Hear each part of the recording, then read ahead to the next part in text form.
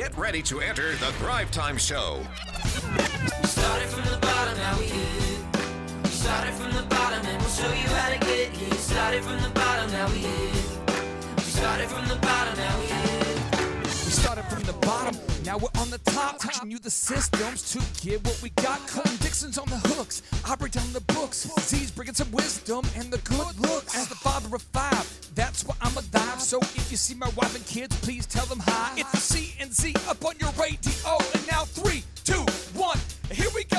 We started from the bottom, now we here. We started from the bottom and we'll show you how to get. Dave. Yes, sir. Welcome back to Tulsa, my friend. Thank you. Hey, you are the Thriver of the month. Again. You scored the most points. You're like a I don't know what you're like. You're like an American honey badger. You are a living legend amongst the Thrive Nation, my friend. Tell the folks at home, what was your tip? What was your regimen? How did you do it? How did you score the most points? Were you on steroids? What were you doing? I really enjoy watching the videos. I've only been doing this for 6 months, and Yeah.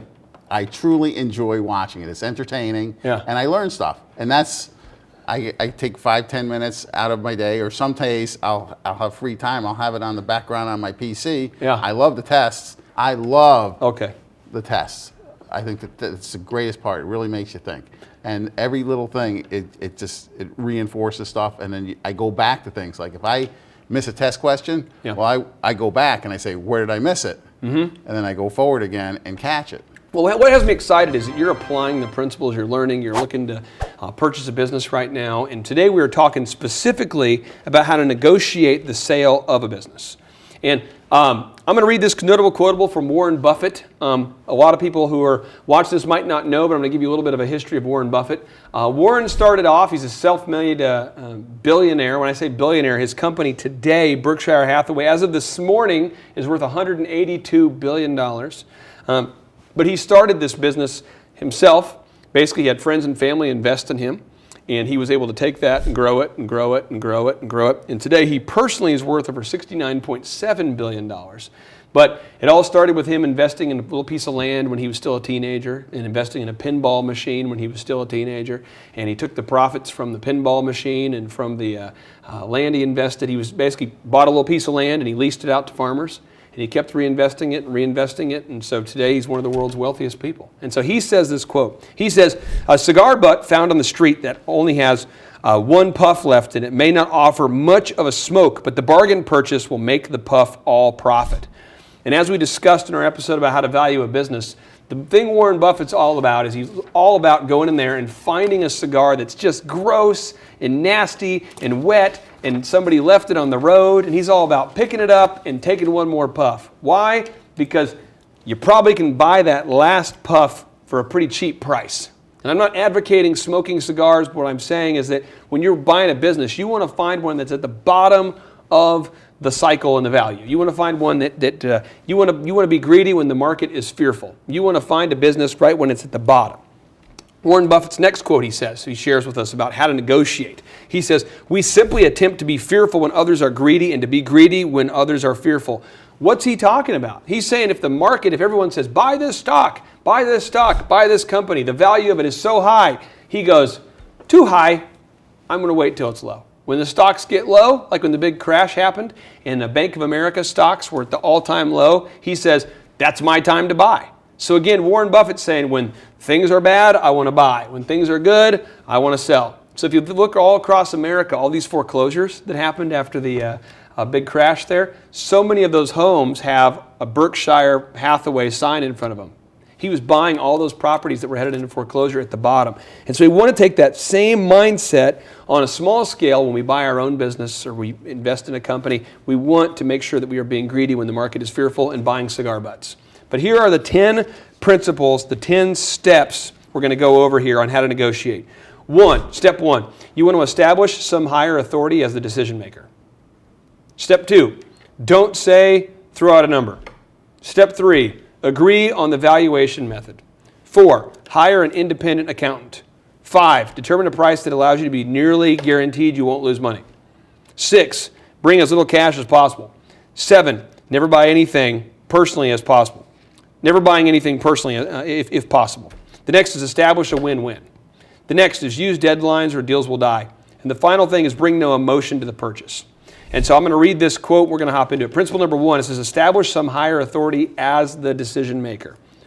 Warren Buffett again says, we simply attempt to be fearful when others are greedy and to be greedy when others are fearful. Well, how does that tie into this? What Warren is saying is that when you go to buy this business and you're negotiating, in particular, you're looking at buying a gym, right? Is that right? Well, one of the things I'm looking at, yes. So you're looking at a gym. What else are you looking at? We were looking at a gym. We were looking at businesses in a certain area. Okay. Primarily for my fiance Okay. to handle. Okay. Because I'm happy what I do, but eventually I'll jump off to that. Yeah. We looked at a gym. We looked at several liquor stores. She doesn't drink, but she's in love with the idea of liquor stores. There's a liquor store in Minnesota near the hotel I stayed at recently called the Liquor Pig, if you're in the market. I don't know if they're selling, but it's a great name. Anyway, so moving on here. If you're watching this and you work at the Liquor Pig or you know of the Liquor Pig in St. Cloud, this goes out to you. But here we go. So the thing is, though, is that you want to establish some higher authority. So when you go meet with the liquor store or the gym or whoever it is, this is just something I'd encourage you to jot down. You want to say, no matter what you say, when you talk to them, say, I'm going to take this information and go back and talk to my partners. Partners. What partners? Well, you want to buy your business, if you can, with an LLC. You want to buy it using a company. You don't want to buy it using your name, because if you ever got sued, you don't want them to sue you. You don't want them to sue the company. But you want to tell them that you're basically working with some partners. How do you mention that? Are you unloading some cash here for us? Is that what's going on? I formed an LLC. Sweet. This just in. I'm going to block off the number here. This is the right way. Right Way LLC. Folks at home, there it is. Real proof, real data. That's an LLC with its own Paydex. With its own, right there. Really? Yes. So here's the deal. I'm just covering up the other numbers. I'm going to cover the other numbers. Here we go. But you want to establish that you want to talk to your partners. And why do you want to do that? So you don't have to make a decision right away, and you can defer. I don't know why. Good cop, bad cop. Okay. The guy you're working with, the partners, are always the bad cop. It'll make sense later. But I'd say, David, I love what you showed me today. I think your liquor store seems like potentially a good investment. I kind of like it. I don't know if my partner does. I'm going to have to go talk to my partners. And the reason why is because in your partner, you can come back and you're like, yeah, I talked to my partners. They think it's way overpriced. And you can play this game a little bit, and I promise you it's much easier to negotiate. Now, the second principle, don't say, throw out a number. So the owner will usually say, well, how much are you willing to pay? Or how much are you willing to put in? Or what's the, how much are you guys looking to spend? Don't answer the question, and then don't say, just tell us a number. Don't do that, okay? So I'm going to give you this little quote from Sun Tzu. This is the guy who wrote The Art of War. This is the Chinese, he was a Chinese military expert, and he's just famous for his strategies. And what he says is, if you know the enemy and know yourself, you need not fear the results of 100 battles. What's he talking about? I'm saying is if you go in there and you know exactly how much money you have to spend, or you want to spend, and you know what the company's worth because you've started to do your research. If you know what the company's worth and you know what you're willing to spend, you shouldn't be fearful of that situation. But what happens is a lot of times is we get emotionally attached to the business and we want to buy it, and then we don't really know what their business is worth. We don't know what their cards are, but they know ours. And so you don't want to get in a situation where they've established real quick how much you have to spend, or how much. You just want to not hold your cards close. The third principle is you want to agree on the valuation method. And we've talked about this in a previous episode, but I want to make sure I flash these up on the screen because there's 4. It's very important that we talk about this. Are they going to be using future income? Are they determining the value based on future income? Or number 2, are they determining the value based on the assets, the actual stuff? So option 1, are they determining the value based on how much money they make per year using their money? A business is just a money machine. So are you valuing the business based on how much money it makes you a year? 2, are you valuing the business based on what the assets are or how much stuff you own? The third is, are you determining it based on liquidation? Like you're going out of business, holy crap, we got to sell everything. If the business is dead and you're saying, I need to sell it right now, are you valuing it that way? Or are you valuing it based on comparisons, based on what other businesses have sold for? But you want to go ahead and bring it up right away. Hey, what's the valuation method that you're using to determine the value? So again, step 1, I go in and I say to this person, hey, my partners and I like the property, we like to come see it, like the business, we want to come see it. Then when you talk to them, you say, they say, well, how much are you willing to spend, David? And you say, well, my partners and I, we're trying to get, make sure we find the right investment for us. How are you evaluating the business? How are you evaluating it? That's step 3. Now, 4th is you want to hire an independent accountant. Why do we want to hire an independent accountant? Well, let me give you this notable quotable. It says, only the paranoid survive. Andy Grove. This is the guy who was the CEO of Intel. But his backstory is he actually came from the communist-controlled Hungary, the country of Hungary, and he ended up escaping, and then he ended up basically putting his way through college, getting himself through college, and becoming the CEO of Intel. And what he talks about is that you have to have a conspiracy theory that what someone is saying to you is not true. So we need to hire an independent accountant. It's not your accountant or his accountant, but an accountant who can verify that what they're saying to you is real. Example, recently there was a business that I did not invest in and I did not work with. But the guy comes into my office and he's trying to tell me his business is rocking, it's growing, we're doing all these great things. And I said, can I see your tax returns for 2013 and 14? Well, it's none of my business, he says. It's none of your business. Well, I'm like, well, if I'm thinking about buying a business or evaluating a business or helping you raise money, it is my business. So can I see their tax returns from 2013 and 2014? It's none of your business. That's the kind of guy you don't want to work with. You want an independent accountant who can verify that the returns he's showing you are real. I've even seen people go as far as to falsify their tax returns to raise the value of a property or business. So hire an independent accountant. Principle number 5, determine a price that allows you to be nearly guaranteed you won't lose money. We've talked about the Warren Buffett quote, but I'm going to read it again because no one thinks like this. It's a total different thought process. But he says, a cigar butt found on the street that has only one puff left in it may not offer much of a smoke, but the bargain purchase will make the puff all profit. Again, Warren Buffett, what's he talking about? He's saying you want to buy that business for as cheaply as you possibly can. So specifically with the gym you're looking at right now, have you guys talked any numbers about how much? Okay, so are you, in terms of the sales price, is it way out of control, too high? Is what are you asking for? What's he asking for? They're giving it away for less than liquid value. Why? Because there's a lease involved that's a little high, and they're willing to work on the lease and bring the lease down. But the gym structure originally went from, people would pay $30 or $40 a month to now $19 a month. They have those $9 a month gyms and $19 a month gyms where people, they get the membership for $10 a month. If I show up once a year, I'm still ahead. I have a gym membership. I feel good about myself. Yeah. And here's what I'm going to say, and I mean this I don't want to be horrible, but what happens is most people, have you ever seen somebody who dresses up and they look sharp, and then you saw them at the store on a Saturday morning about 8 a.m., you're just trying to get some avocados and, do your business, and you see them and you're like, and they just look totally different than how they normally look. You just kind of, oh man, you know what I mean? You saw them in a different context. They're normally all dressed up, looking sharp, and then you see him and you're like, oh man. A good example would be a woman without her makeup. Okay. Well, you know what I'm saying though. You know what I mean? It's a deal where, and so this is what happens is, most people are not stupid if they're trying to sell a business. And what they're going to do is they're going to try to put a decorative box on top of the actual business, and they're just going to slide it right over the business, put a bow on it, make it look good. Well, I'll show you some ways we make it look good, just to give you an example. One is I might lay off, I personally wouldn't do this, I'm just saying that this is the mindset of a lot of these diabolical people. They will lay off people right before they want to sell a business. Why? Because it shows profits. Like, wow, we had a great year, right? Another thing is what they'll do is they'll go in there and they'll basically slash salaries. Another move is they'll get customers to prepay, like in a gym.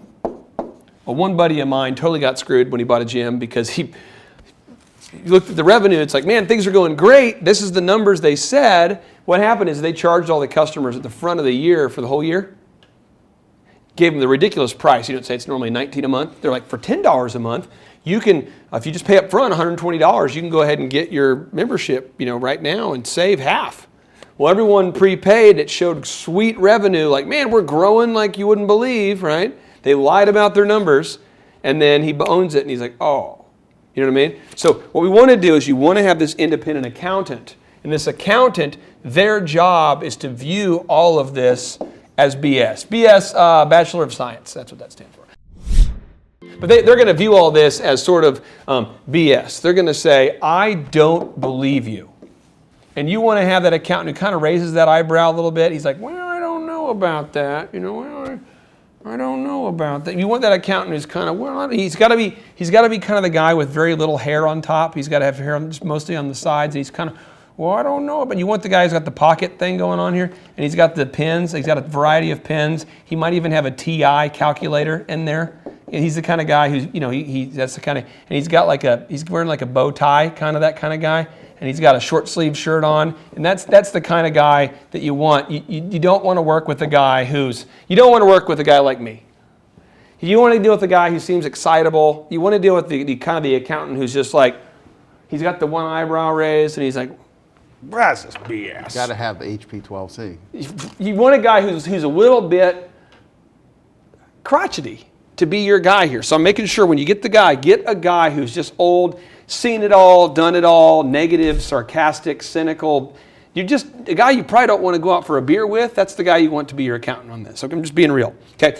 Now, principle number 5 is you want to determine a price that allows you to be nearly guaranteed you won't lose money. Okay. What am I talking about? Well, I'm saying at the end of the day, let's say the accountant comes back. This is what's going to happen. This guy's going to say the business is worth $300,000. Your accountant's going to come back and say, nope, it's worth $200,000. If it's worth $200,000, buy it at $150,000. Bring it down again. Bring it down 15, 20%. Buy it at a price where it's so freaking low that even if you are the worst business owner in the history of American, business, then you still will be okay. You want to factor everything going to hell. Because here's the problem, is a lot of people, they buy these small businesses, and the business is called, it's called TJ's Grill. Let's go TJ's Bar and Grill. That's probably better. And then you put an E on the end of it so it feels fancier. TJ's Bar and Grill. This is the restaurant, right? So everyone loves TJ's. TJ's has a little bit of a following. You know, every night people come into this restaurant and they're walking in the door and they're going, oh man, I've been coming to TJ's Bar and Grill for, 27 years, and I love TJ's Bar and Grill because there's TJ, there's a bar, and there's a grill. You got TJ, got the bar, got the grill, got the trifecta going. 1, 2, 3. Well, then you come in and buy it. And you change the sign, because you're going, I'm not TJ, I'm David, So you put up here David's, David, all you do is change a couple letters. David's Bar and Grill. People come in, they're going, where's TJ? And you say, well, he's no longer here. I'm the new owner. And they will piss off. I hate you. You're like, why? Because I don't want change. And so you'll lose a lot of customers just from new management, in a lot of businesses. So and when that happens, what happens to your revenue? It comes down. Your revenue goes way down. Most businesses, when they buy a business, I'm just going to tell you this, the first year, no matter what research stats you look at, they're going to lose at least 20% on average the first year of revenue.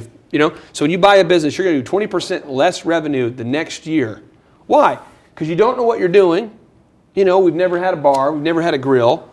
We're not TJ. We don't have the blue sky. We don't have we don't have kind of that swag. We don't have, no one in the neighborhood knows us. We don't have the goodwill. We don't have the loyal customers who just come there because they like you. TJ probably has people driving 27 miles to get a hamburger on Tuesdays because they've done it for 10 years. But people aren't going to do that for you. They're going to be like, I'm looking for a new place. So I'm just telling you, the new ownership thing, just be careful of that, okay? Now the next thing we want to factor in here is you want to bring as little cash as possible. As little cash as possible. Now, Warren Buffett says this quote. He says, I have pledged to you, he's talking to his shareholders, I have pledged to you, the rating agencies, and myself, to always run Berkshire with more than ample cash. We never want to count on the kindness of strangers, aka bankers, in order to meet tomorrow's obligations. When forced to choose, I will not trade even a night's sleep for the chance of extra profits. What he's saying here is that TJ might have 2 locations. And he might say, hey, you know what? I've got each location for $150,000. I'm willing to sell them to you, though, as a combo. I'm going to sell both of them to you for $250,000. And you really know that financially, you don't have enough money to buy that with enough reserves. But you're like, well, I could stretch. And then you get yourself in that bind. So what we want to do is we want to put as little cash into the game as possible. We want to keep our cash very little down, just very little down. So how do you put little down? Well, you've got three primary ways you can buy this business quickly without a lot of money down. So I'm going to give you an example. One is you say owner finance.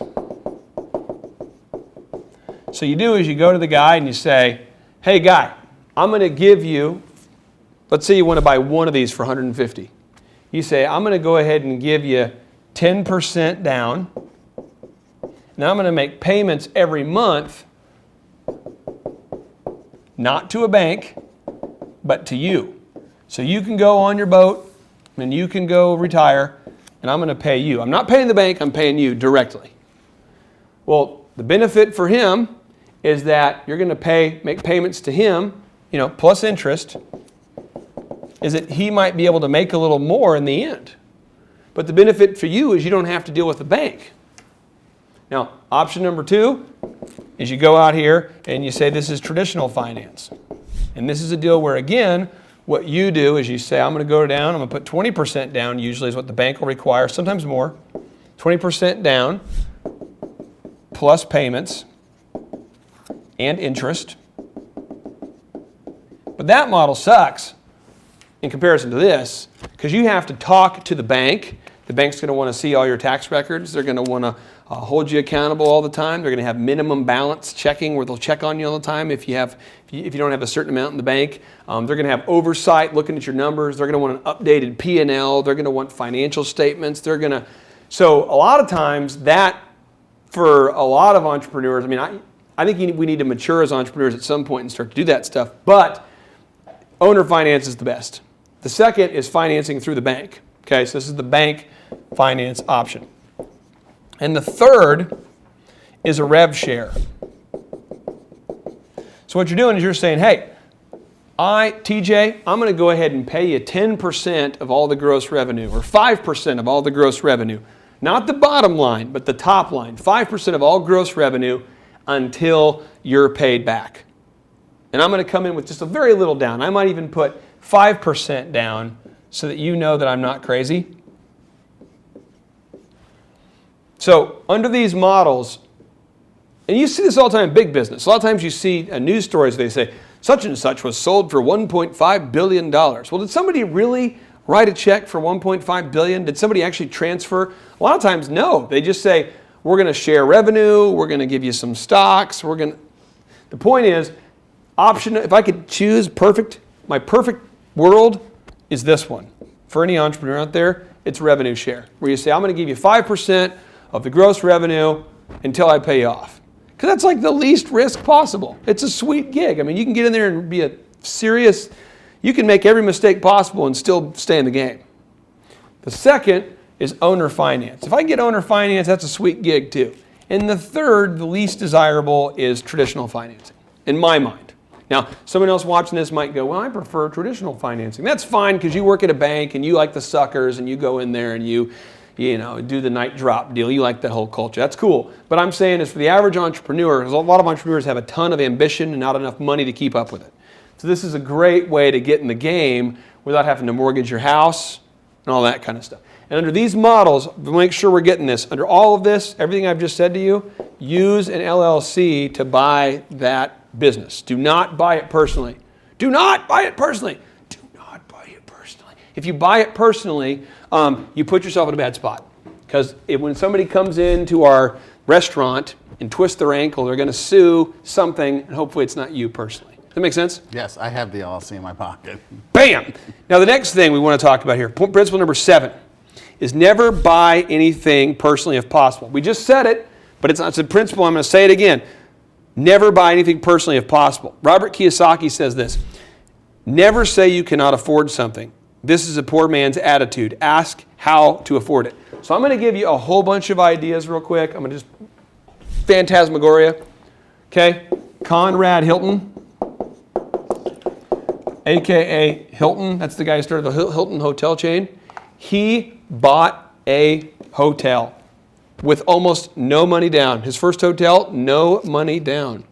And it was all a rev share. Boom. And he continued to do this move forever.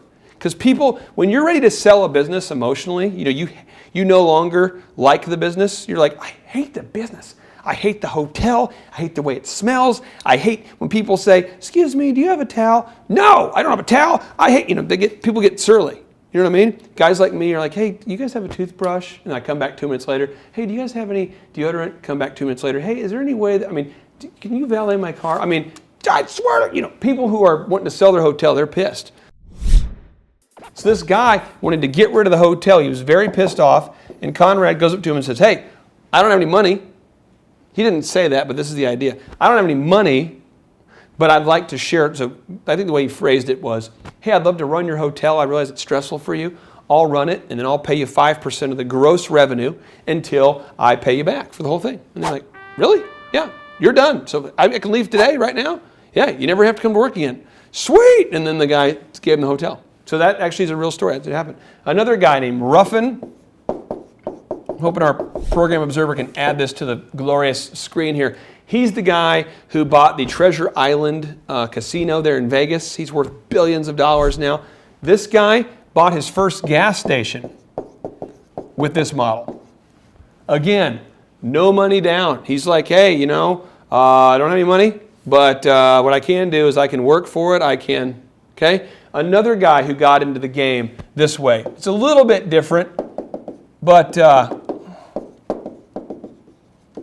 Starbucks? What? Yeah, these guys ran Starbucks for years, and it was very unsuccessful. It was they sold roasted beans, and they sold coffee grinders. They never thought they would sell actual retail coffee to people. And Howard Schultz comes in, and he's like, I'd love to work here, and I'd love to grow this thing. And he didn't have a whole lot of capital. He put some capital, but more of it was like a sweat equity deal. Like he's going to put his time in, he's going to put his energy in, he's going to put a little money, but mostly time and energy into it in order to build his empire. So these are 3 examples that have really happened that are people that put very little cash into a deal. That is, and so don't have what Robert Kiyosaki is saying is he says, never say you cannot afford something, because that's a poor man's attitude. So don't, if you want to buy a hotel, and just for a fun story for you, Conrad used to go by the name Connie. His mom used to call him Connie. And he had opened a bank in his early 20s, and it failed. And so he was like, well, I guess the next step is I'll buy a hotel. So he had no money, and he had just failed in a bank. But yet he had the audacity to believe he could afford it. So you have to have that mindset to believe that you're not stuck. You have to view your current circumstances as just an illusion, and you can change those. Now, Robert Kiyosaki, he wrote the book Rich Dad, Poor Dad, best-selling author, unbelievable. His early books offer great early financial advice. I highly recommend you read The Cash Flow Quadrant and Rich Dad, Poor Dad by Robert Kiyosaki. It's great books. Now, the next is you want to establish a win-win. Win-win? Why? Because we're going to have this thing called grace. So I'm going to give you an example. If we go back to that restaurant example, and you buy the restaurant, but if you negotiate to the point to where the seller is not happy and you're happy, oh, you're happy. You are happy. You got a good deal. He got a bad deal. You got a good deal. You're pumped. And then about 4 weeks in, for some reason your grill stops working. You can't figure it out. The grill doesn't work anymore. And you're having mechanical problems. You're starting to have some issues. And so you go to the guy that you just screwed over and you took advantage of, and you say, hey, could you help me? I got a couple issues I want to pick your brain. And he says, no. Because you screwed him, he doesn't want to help you, that kind of thing. But if you reverse the situation and you guys build a great relationship where he says, oh, I love this guy. I guess kind of a weird smile, but he says, I love this guy. There he is. He's smiling. He's kind of smiling like Darth Vader, but he's smiling Then when you have issues, this person is happy and willing to answer the phone. That looks very much like Darth Vader. But he's happy, he's having a good time. And the point is, they're more willing to help you. And you're going to need some grace when you buy the gym or you buy the business or you buy the liquor store. You're going to have a problem. And you want to have a win-win so that you get a reputation as being a guy who's good to work with. So you want to get a good deal, but you don't want to just screw people over to the point where they, hate you. You don't want to screw them over at all, actually. So we want to make sure we get that win-win. And there's a quote here that Stephen Covey has from his book, best-selling book, 7 Habits of Highly Effective People, where he says, the habit number 4 is think win-win. Think win-win. That's a habit. He has 7 habits we're supposed to do to become successful, and one of those 7 is think win-win. It's super important that you think long-term having that relationship, because you're going to have a problem when you buy the restaurant or the liquor store or the gym or whatever. Principle number 9, use deadlines or the deal will die. Napoleon Hill has this quote. He says, the time will never be just right. You must act now. But the thing is, when you start talking to them from day one, you want to begin to establish a couple things. Otherwise, the deal is going to fall apart. So you're going to say, hey, if my partners and I decide to move forward, typically, ideally, when do you want this date to close? When do you want this deal to close? You want to get that kind of going early on in the conversation.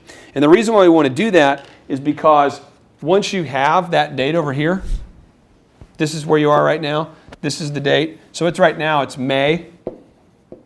And let's say that you decided they want to close in October.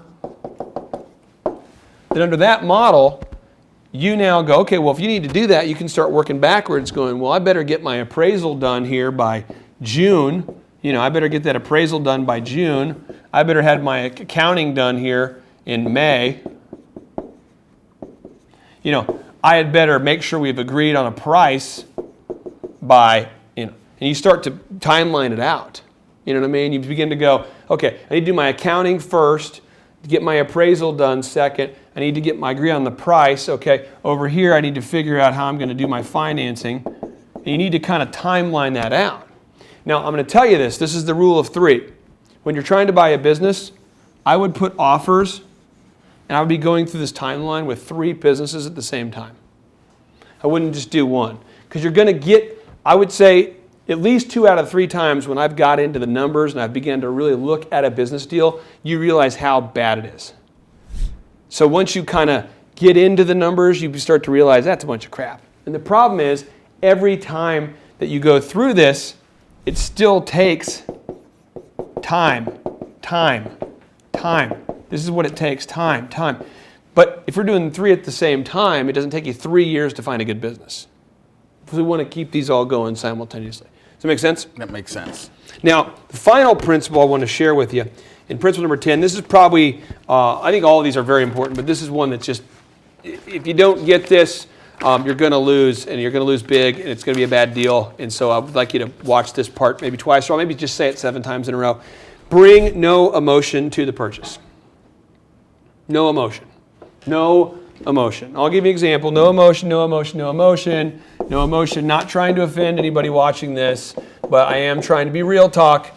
All of us have met somebody who decided to get married. So right here, let's chart their love. They meet. This is Gary. Gary has met Susan, and they were kind of in the 80s. They have kind of 80s names, 90s names. Gary and Susan. They watched Miami Vice together. They were watching MacGyver together a lot. They were quad skating. They met while quad skating. So they were skating, and they just had this romance where they had the quad skates on, and he's like, "Oh, baby, you are looking good." And he had this magical ability to quad skate. And so next thing you know, they go on a date. He shows up early. He shows up with flowers. For some reason, he gave daisies. But the point is, he gave these flowers. She likes the flowers. Things are starting to move up. Pretty soon, they're just in euphoria. I wouldn't say they're in love, but they're infatuated. They're in love with the idea of being in love. Because, look, he can skate. He's just a good skater. He is, he brought me flowers, oh my gosh. And then he meets her mom.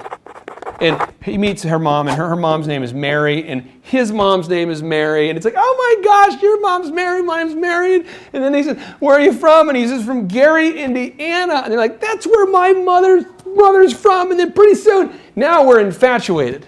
Now we're not even talking about anything that makes sense. Now, Gary has completely different life goals from Susan, but their mom's name is Mary, he can quad skate, they've got flowers. I mean, things could not be better. So now they go ahead and get engaged. And they do a quick engagement because, we're older and we just want to have a quick engagement. We don't need a big, we just want to get it kind of elope. Well, all of a sudden, Gary the night before, Gary begins to go, I don't think I should get married. He says to the best man. I've actually been in a wedding like this before. He turns to the best man and he says, I don't think I should do this. And I'm like, well, you probably should. Well, I don't think I shouldn't. Well, you shouldn't. But I already spent $20,000 on the wedding. And I said, you spent $20,000? He's like, well, actually, we spent $40,000. And because I already spent $40,000, I can't stop now. You say, you can't stop now? Why? Why would you want to get married to Susan? You hate Susan, and you hate Susan. He's like, because we were quad skating, and I fell in love, and, we got the flowers, and then I met her mom. Her name is Mary, and my mom's name is Mary, and we're both from Gary, Indiana, and we bought $40,000 of crap, and now we definitely have to get married because the invitations have been sent.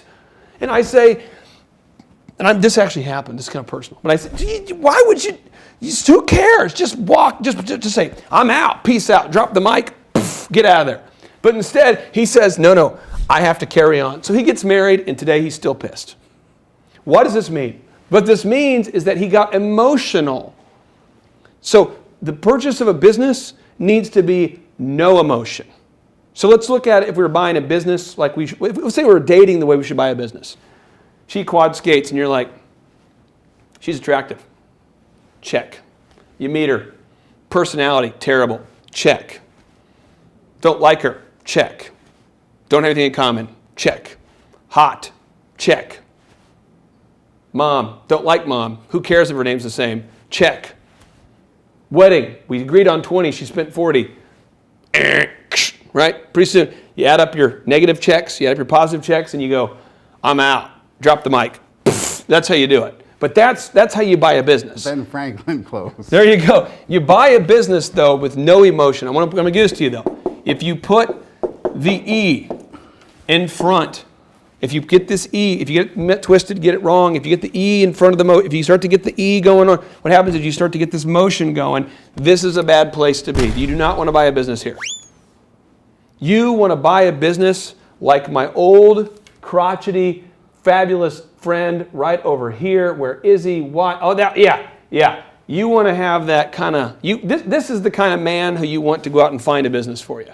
Because if you bring any emotion, look at that guy. He's not attractive. He's not, he can't quad skate. There's nothing romantic. His mom's not Mary. Just the point is, you don't want to have any bromance or romance going on with the business. You want to buy it because it just logically makes sense. The way that Warren Buffett says, now let's get into something that's gross that Warren Buffett talks about. Warren Buffett says, check this out. Warren Buffett says, here's this guy right here.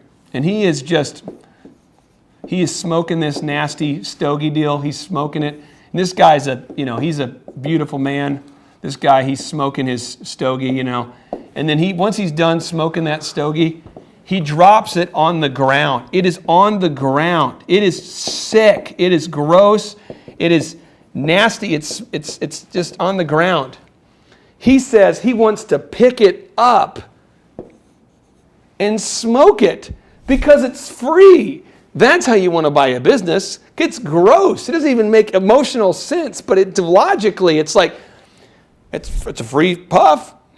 That's how you want to buy a business. Does that make sense? Yes. So buy a business when it's the bottom of the value. But none of this quad skating, dating, Gary, Indiana, meeting her mom, all that crap. Don't do that crap. Don't start getting engaged, buying flowers, buying limos, sending out invitations, doing the,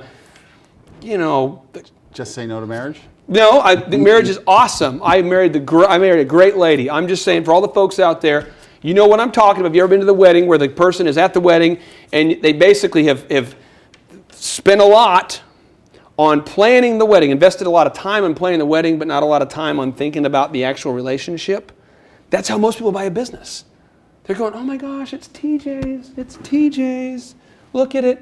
TJ's is this You remember when your mom and dad used to go there? That's where our parents met, is at TJ's, and it's right by our house, and it's a cute little business, and wouldn't it be nice to own that? I mean, it'd be a part of history. We could own part of history out there in Connecticut together. We could buy TJ's. No, TJ's is not what we're buying because, you want to bring no emotion to it. Make sense? Yes. That helpful? Yes. My friend, I appreciate you. You are a beautiful man, and I appreciate you coming harassing us again in Tulsa. All right, JT, so hypothetically, in your mind, what is the purpose of having a business? To get you to your goals. So it's a vehicle to get you to your destination. And would you need profits to get there? I mean, is when you have a business that's successful, in your mind, in your expert opinion, would you need profits to get you to your goals? Yeah, because if you have a $15 million business, but you have $15 million of expenses, it's kind of pointless. Holy crap! All right, so the question I would have here for you, if you could take 10 minutes or less and see if you could save $3,000 a year by reducing your credit card fees, would you do it? Yes, absolutely. Holy crap! Why would somebody out there who's listening right now who has a sane mind, why would they not go to thrivetimeshow.com/credit-card, thrivetimeshow.com/credit-card to schedule a 10-minute consultation to see if they can reduce their credit card fees by at least $3,000 a year? Why would they not do it? Yeah, why would they not do it? Maybe because they didn't understand how you said the website. This tree is a symbol of the spirit of the Griswold family Christmas. No, that's clear. Okay, so that could be true. So I would encourage everybody to check out thrivetimeshow.com/credit-card, thrivetimeshow.com/credit-card. What would be another reason why someone would not be willing to take 10 minutes to compare rates to see if they could save $3,000 or more on credit card fees? Maybe they think it is a waste of time and that it won't.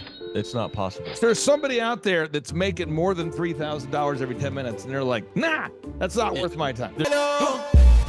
We getting there, right money. We getting there, right money. There's probably someone out there Okay. that would think that. Well, I'll just tell you, folks, if you're out there today and you're making less than $3,000 per 10 minutes, I would highly recommend that you go to thrivetimeshow.com/credit-card because you can compare rates, you can save money. And, the big goal, in my opinion, of building a business is to create time freedom and financial freedom. And in order to do that, you have to maximize your profits. Holy crap! Now, one way to maximize your profits is to increase your revenue. Another way to do it is to decrease your expenses. It's a profit deal. It takes the pressure off. JT, is there any other reason why somebody would not be willing to take 10 minutes to compare rates to see if they could save a total of $3,000 a year on average? I am at a loss and I cannot think of any other. Shampoo is better. I go on first and clean the hair. Conditioner is better. I leave the hair silky and smooth. Oh, really, fool? Really? Stop looking at me, Swan. Well, let me tell you a good story here real quick here. I actually, years ago, compared rates with this company here called IPS. It's Integrated Payment Services. And I scheduled a consultation. I don't know that I was skeptical. I just thought, whatever, I'll take 10 minutes. I'll compare rates. I can't tell. You can tell me I'm a doctor. No, I mean, I'm just not sure. Or can't you take a guess? Well, not for another 2 hours. You can't take a guess for another 2 hours? And in my case, in my particular case, I save over $20,000 a year. Holy crap! Wow. Which is, like groceries when my wife goes to the organic stores. Find everything you need today? Yeah. Great, okay. Oh, God.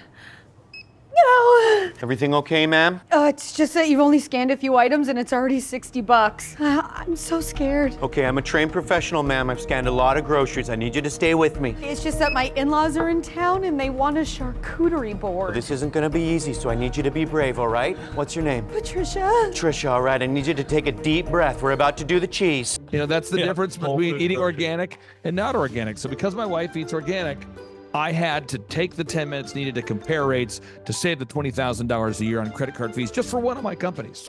One question, what's the brand name of the clock? The brand name of the clock, Rod. Do we have it? Brand name of the clock. It's an elegant from Ridgeway. It's from Ridgeway. Let's buy the clock and sell the fireplace. So I encourage everybody out there, go to thrivetimeshow.com/credit-card. You schedule a free consultation, request information. A member of our team will call you. They'll schedule a free consultation. It should take you 10 minutes or less. And then they're going to compare rates and see if they can't save you more than $3,000 a year off of your credit card processing. You were hoping what? I wouldn't owe you money at the end of the day. No, you don't owe us money. Because at the end of the day, the goal of a business is to create time freedom and financial freedom. In order to do that, you need to create additional profits.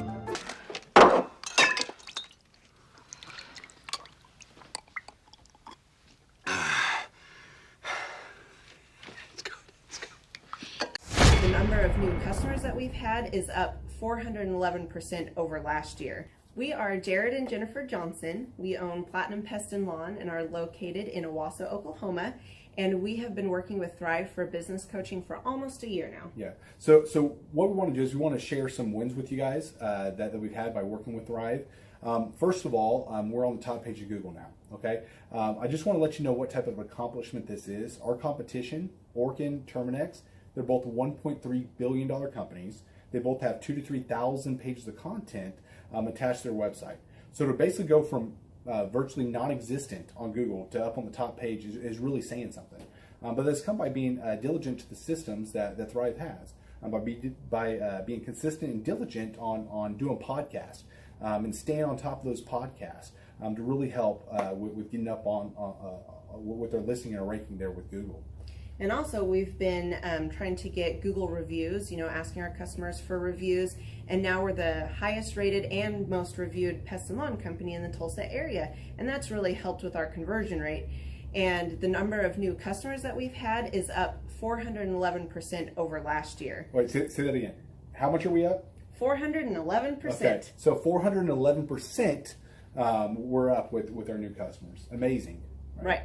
So not only do we have more customers calling in, we're able to close those deals at a much higher rate than we were before. Right now, our closing rate is about 85%, and that's largely due to, first of all, like our Google reviews that we've gotten people really see that our customers are happy, but also we have a script that we follow. And so when customers call in, they get all the information that they need. That script has been refined time and time again. It wasn't a one and done deal. It was a system that we followed with Thrive in the refining process, and that has obviously the 411% shows that system works. Yeah. So here's a big one for you. So last week alone, our booking percentage was 91%. We actually booked more deals, more new customers last year than we did the first 5 months. Or I'm sorry, we booked more deals last week than we did the first 5 months of last year from before we worked with Thrive.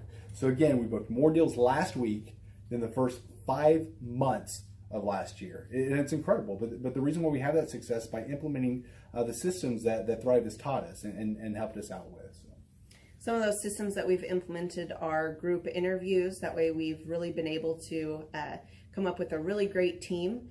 We've created and implemented checklists. That way everything gets done and it gets done right. It creates accountability. We're able to make sure that everything gets done properly, both out in the field and also in our office.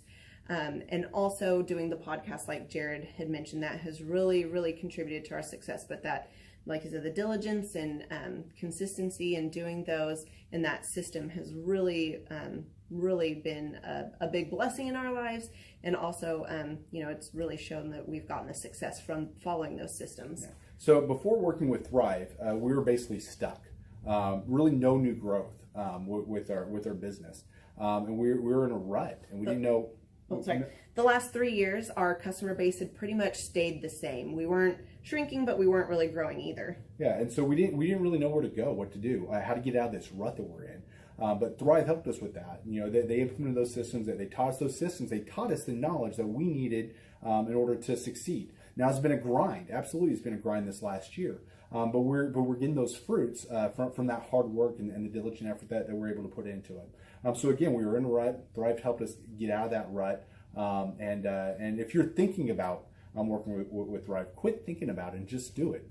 Do the action, and you'll get the results. It will take hard work and discipline, but that's what it's going to take in order to really succeed. So we just want to give a big shout out to Thrive, a big thank you out there to Thrive. We wouldn't be where we're at now without their help. Hi, I'm Dr. Mark Moore. I'm a pediatric dentist. Through our new digital marketing plan, we have seen a marked increase in the number of new patients that we're seeing every month, year over year. One month, for example, we went from 110 new patients the previous year to over 180 new patients in the same month. And overall, our average is running about 40 to 42% increase month over month, year over year. The group of people required to implement our new digital marketing plan is immense, starting with a business coach, videographers, photographers, web designers. Back when I graduated dental school in 1985, nobody advertised. The only marketing that was ethically allowed in everybody's eyes was mouth-to-mouth marketing. By choosing to use the services, you're choosing to use a proven turnkey marketing and coaching system that will grow your practice and get you the results that you are looking for. I went to the University of Oklahoma College of Dentistry, graduated in 1983, and then I did my pediatric dental residency at Baylor College of Dentistry from 1983 to 1985. Hello, my name is Charles Kolaw with Kolaw Fitness. Today I want to tell you a little bit about Clay Clark and how I know Clay Clark. Clay Clark has been my business coach since 2017. He's helped us grow from 2 locations to now 6 locations. We're planning to do 7 locations in 7 years and then franchise. And Clay has done a great job of helping us navigate anything that has to do with like running the business, building the systems, the checklists, the workflows, the audits, how to navigate lease agreements, how to buy property, how to work with brokers and builders. This guy is just amazing. He's this kind of guy has worked in every single industry. He's written books with like Lee Cockrell, head of Disney, with the 40,000 cast members. He's friends with like Mike Lindell. He does Reawaken America tours where he does these tours all across the country where 10,000 or more people show up to some of these tours. On the day-to-day, he does anywhere from about 160 companies. He's at the top. He has a team of business coaches, videographers, and graphic designers and web developers, and they run 160 companies every single week. So think of this guy with a team of business coaches running 160 companies. So in the weekly, he's running 160 companies. Every 6 to 8 weeks, he's doing Reawaken America tours. Every 6 to 8 weeks, he's also doing business conferences where 200 people show up, and he teaches people a 13-step proven system that he's done and worked with billionaires, helping them grow their companies.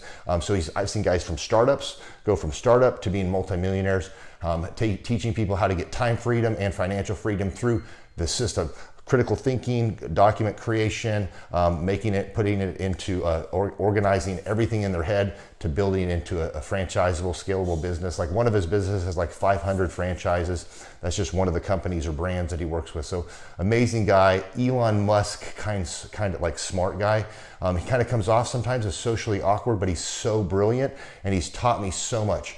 When I say that, like Clay is like, he doesn't care what people think when you're talking to him. He cares about where you're going in your life and where he can get you to go. And that's what I like him most about him. He's like a good coach. A coach isn't just making you feel good all the time. A coach is actually helping you get to the best you. And Clay has been an amazing business coach. Through the course of that, we became friends. I was really most impressed with him is when I was shadowing him one time. We went into a business deal and listened to it. I got to shadow and listen to it. And when we walked out, I knew that he could make millions on the deal. And they were super excited about working with him. And he told me, he's like, I'm not going to touch it. I'm going to turn it down because he knew it was going to harm the common good of people in the long run.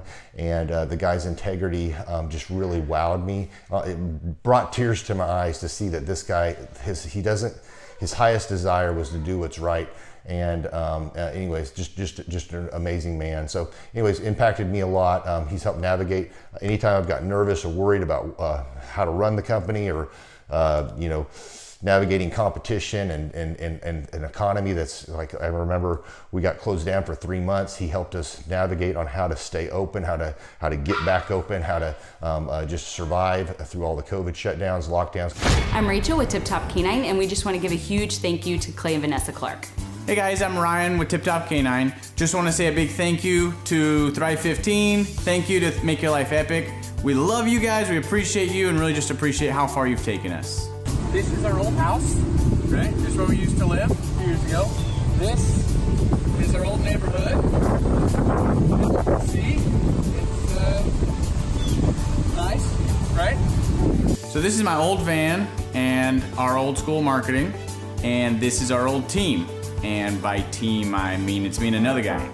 This is our new house with our new neighborhood. This is our new van with our new marketing, and this is our new team. We went from 4 to 14, and I took this beautiful photo.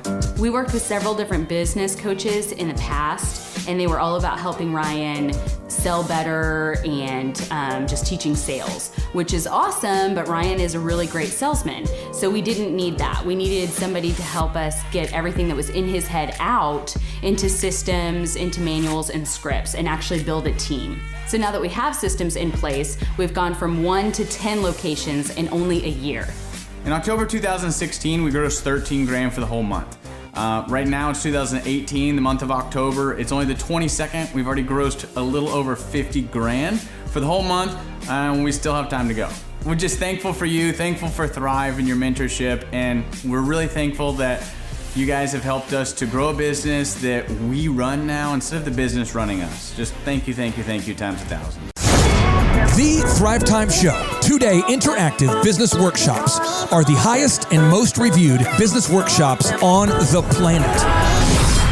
You can learn the proven 13-point business systems that Dr. Zellner and I have used over and over to start and grow successful companies. I mean, we get into the specific steps on what you need to do to optimize your website. We're going to teach you how to fix your conversion rate. We're going to teach you how to do a social media marketing campaign that works. How do you raise capital? How do you get a small business loan? We teach you everything you need to know here during a 2-day, 15-hour workshop. It's all here for you. You work every day in your business, but for 2 days you can escape and work on your business and build these proven systems so now you can have a successful company that will produce both the time freedom and the financial freedom that you deserve. You're going to leave energized, motivated, but you're also going to leave empowered.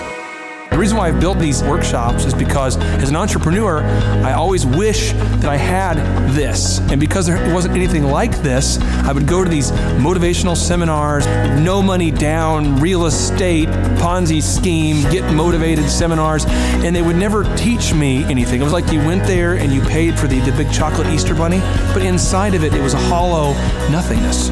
And I wanted the knowledge, and they're like, oh, but we'll teach you the knowledge after our next workshop.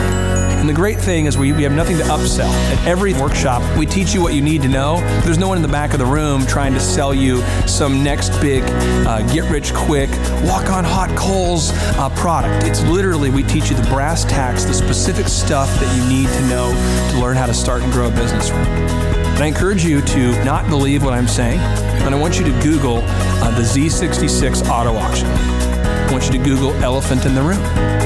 Look at Robert Zellner and Associates. Look them up and say, are they successful because they're geniuses, or are they successful because they have a proven system? When you do that research, you will discover that the same systems that we use in our own business can be used in your business. Come to Tulsa, book a ticket, and I guarantee you it's going to be the best business workshop ever, and we'll even give you your money back if you don't love it. We've built this facility for you, and we're excited to see you.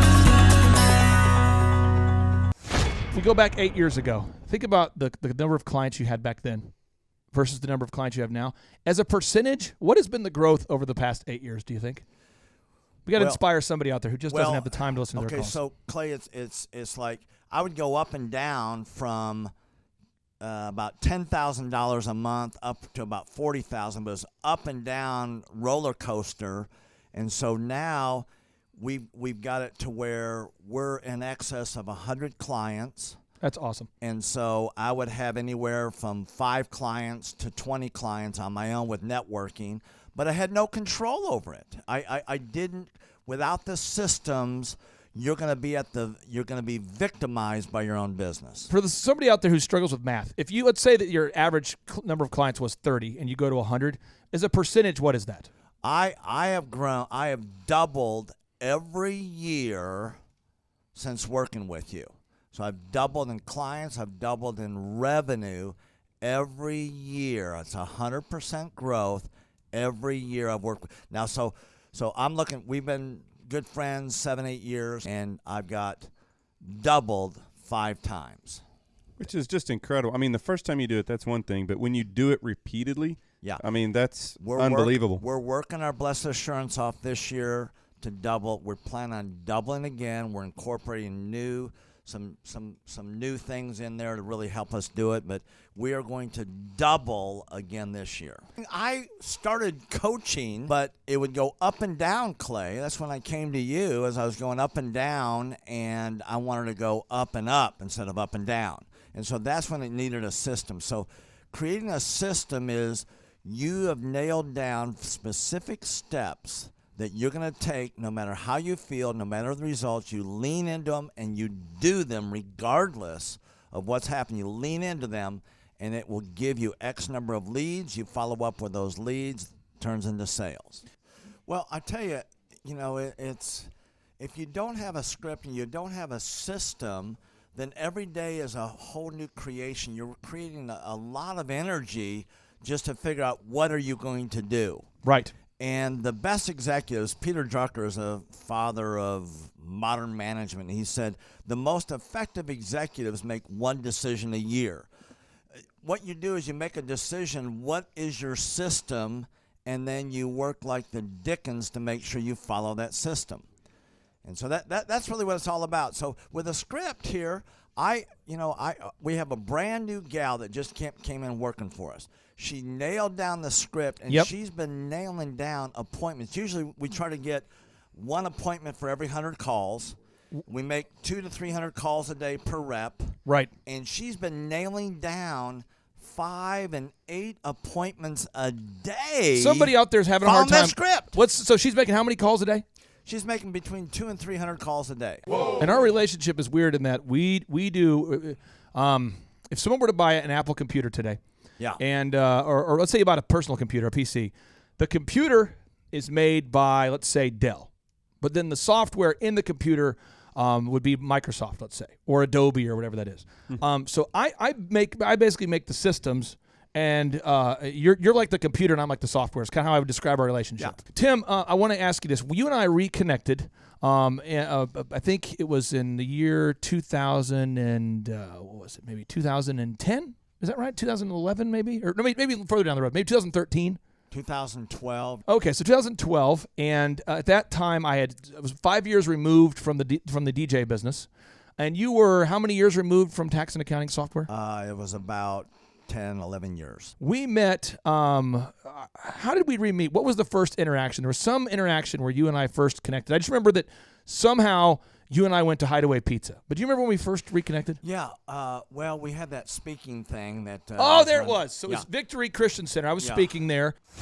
My name is Robert Redmond. I actually first met Clay almost 3 years ago to the day. I don't know if he remembers it or not, but I wasn't working with him at the time. I asked to see him and just ask him some questions to help, direct my life, to get some mentorship. But I've been working with Clay for now just over a year. The role I play here is a business coach, business consultant. I work with different businesses, implementing best practice processes and systems that I have learned here by working with Clay. And the experience working here has, to put it real plainly, has been just life-changing. I have not only learned new things and have gained new knowledge, but I have gained a whole new mindset that I believe wherever I end up will serve me well throughout the rest of my life. Since working with Clay, I have learned so much. I mean, I would like to say almost everything about business in terms of the different categories. I haven't learned it all. But I've learned all about marketing. I've learned about advertising. I've learned about branding. I've learned how to create a sales process for organizations in any industry. I've learned how to sell. I've learned how to create repeatable systems and processes and hold people accountable. How to hire people. It's almost like every aspect of a business you can learn. I have learned a lot in those different categories. And then again, the mindset that I've gained here has been huge. Working here, you can't be a mediocre person. You are a call to a higher standard of excellence. And then as you're called to that standard here, you begin to see those outcomes in every area of your life. That standard of excellence that you want to implement no matter what you're involved in. I would like to describe the other people that work with Clay are people that are going somewhere with their life. Marshall in the group interview talks about how the best fits for this organization are the people that are goal-oriented. So they're on their own trajectory, and we're on our own trajectory. And the best fits are those people where there can be a mutually beneficial relationship, that as we pursue our goals and we help the business pursue those goals, the business helps us pursue our goals as well. And so I'd say people that are driven, people that want to make something of their lives, people that are goal-oriented, they're focused, and they're committed to overcoming any adversity that may come their way. Clay's passion for helping business owners grow their businesses it's unique in that I don't know if there's anyone else that can be as passionate. Whenever a business starts working with Clay, it's almost as like Clay is running that business in the sense that he has something at stake. He's just serving them. They're one of his clients, but it's as if he is actively involved in the business. Whenever they have a win, he's posting it all over his social media. He's shouting it across the room here at Thrive. He's sending people encouraging messages. He can kind of be that life coach and business coach in terms of being that a motivator and that champion for people's businesses. It's again unique because there's no one else I've seen get so excited about and passionate about other people's businesses. The kind of people that wouldn't like working with Clay are people that are satisfied with mediocrity.